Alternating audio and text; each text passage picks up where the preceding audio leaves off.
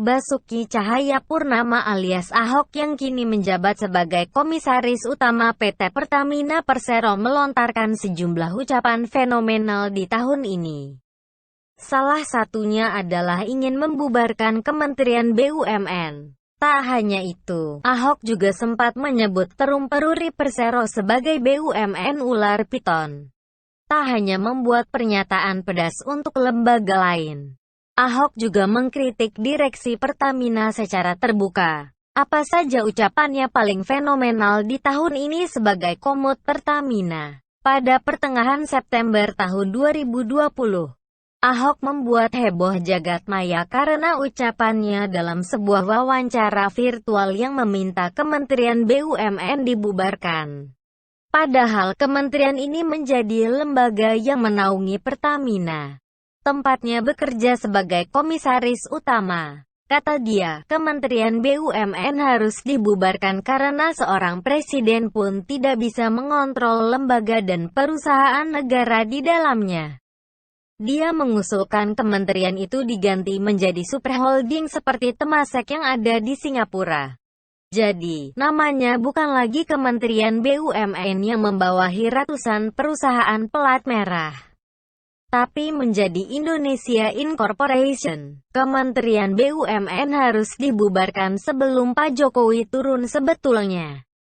Kita harus sudah ada semacam Indonesia Incorporation seperti Temasek, kata dia dalam sebuah video.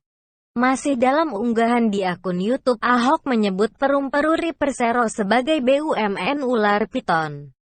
Sebab meminta uang 500 miliar ke Pertamina. Dia bercerita, permintaan BUMN percetakan uang itu terkait proses paperless yang tengah dibangun Pertamina. Salah satunya proses tanda tangan tidak perlu lagi dilakukan secara fisik tapi migrasi ke digital. Sekarang saya lagi paksakan tanda tangan digital. Tapi Peruri masa minta 500 miliar untuk proses paperless di kantor Pertamina. Itu BUMN juga, sama aja udah dapat Pertamina enggak mau kerja lagi setahun. Mau jadi ular sanca, ular piton, kata Ahok. Ahok juga secara mengejutkan menyebut direksi Pertamina melobi Menteri BUMN untuk pergantian jabatan hingga kebiasaan perusahaan mencari utang. Dia merasa emosi karena pergantian direktur itu tanpa memberitahu dirinya. Dia ganti direktur pun bisa tanpa kasih tahu saya. Saya marah-marah juga. Jadi semua direksi lobi-lobinya ke menteri.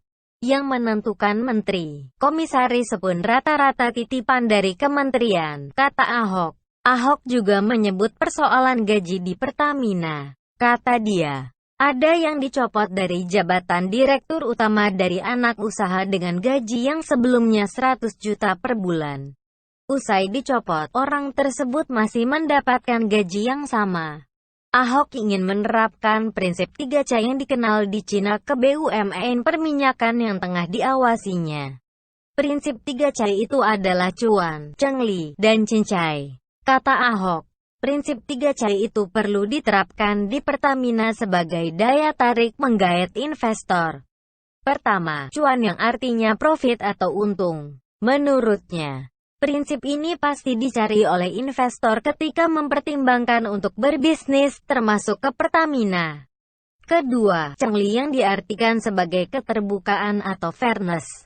Ketiga, cincai yang maksudnya kemudahan atau fleksibilitas saat berkompromi. Ada prinsip 3C yang biasanya orang Cina sebut cuan, cengli, dan cincai. Ini merupakan prinsip semua investor untuk berinvestasi.